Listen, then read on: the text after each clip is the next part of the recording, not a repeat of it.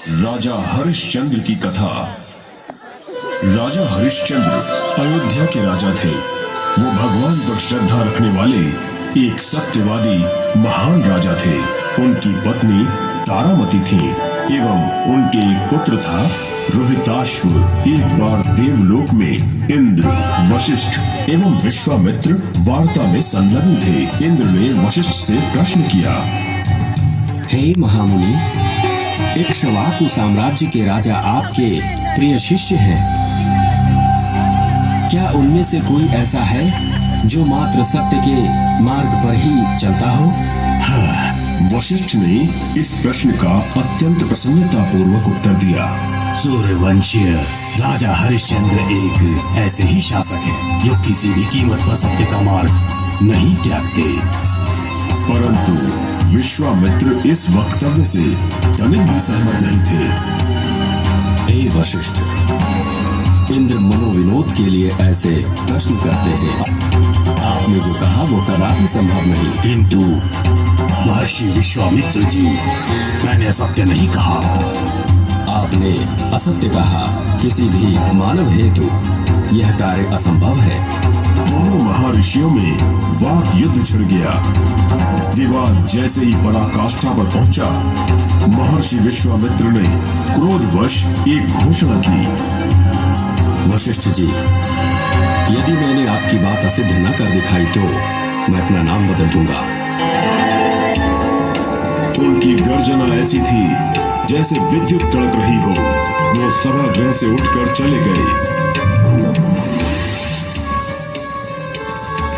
देवलोक से वो धरती पर अपने आश्रम पहुंचे। उन्होंने राजा हरिश्चंद्र को मिथ्यावादी सिद्ध करने की योजना बनानी प्रारंभ कर दी। विस्तार पूर्वक विचार करने के पश्चात उन्हें प्रतीत हुआ कि ये कार्य उतना सरल नहीं है जितना वे सोचते थे। कुछ समय पश्चात राजा हरिश्चंद्र ने दान पुण्य का कार्य किया, जिसमें भारी मात्रा में स्वर्ण दान किया जाना था। विश्वामित्र को वशिष्ठ के चले जाने की प्रतीक्षा थी। तब उन्होंने राजा हरिश्चंद्र से भेंट की। राजा ने उनका सम्मान पूर्वक सत्कार किया तथा उनसे महल में आने का प्रयोजन पूछा। आपका स्वागत है महामुनि। आपके आने का क्या प्रयोजन है? मुझे दान चाहिए। हरिश्चंद्र उन्हें कुछ भी देने के लिए तैयार थे। हे राजन, मुझे स्वर्ण चाहिए।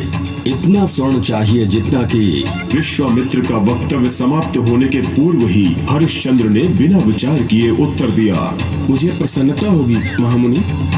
वो कोषागृह में है, आप ले जा सकते हैं। विश्वामित्र को ऐसे उत्तर की अपेक्षा नहीं थी। ये उनकी प्रथम पराजय थी। अपनी निराशा को प्रदर्शित न करते हुए उन्होंने कहा, राजन, कोष में जो कुछ भी होगा आवश्यकता पड़ने पर ले जाऊंगा।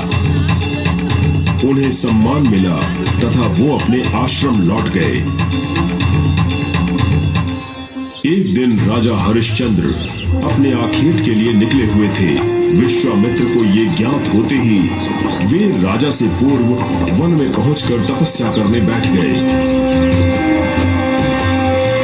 जब राजा वहां से निकले तब विश्वामित्र ने स्त्री के विलाप स्वर का भ्रम उत्पन्न किया। अरे कोई रक्षा करो, कोई तो मेरी रक्षा करो।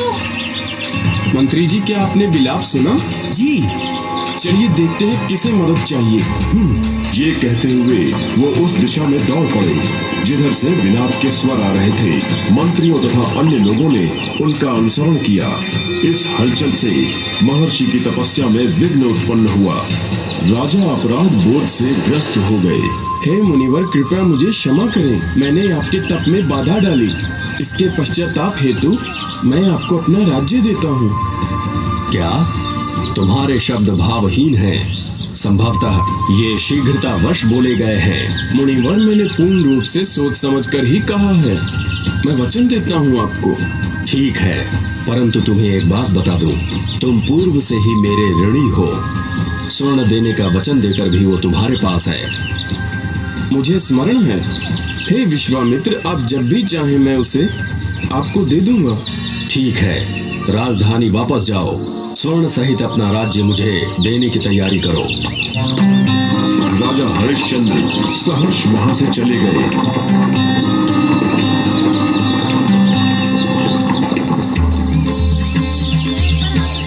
महर्षि विश्वामित्र हरिश्चंद्र के वचनों के अनुसार अगले दिवस समस्त राजकोष समेत राज्य पर आधिपत्य के लिए वहां पहुंचे।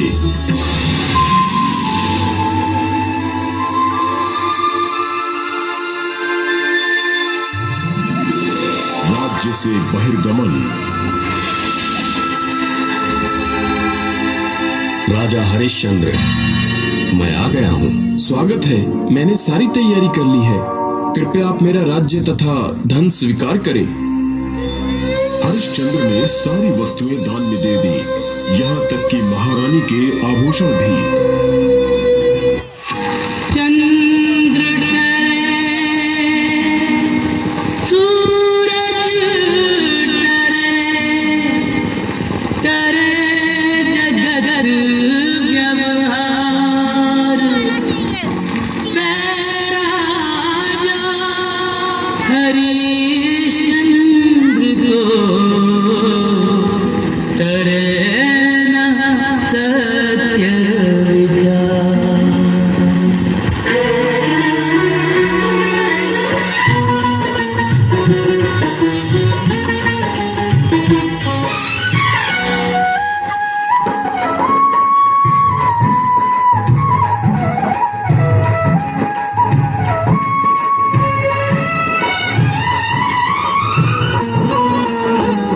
कभी छोड़े नहीं सच्चे लोग सच्चाई की डगर, कभी छोड़े नहीं सच्चे लोग सच्चाई की डगर।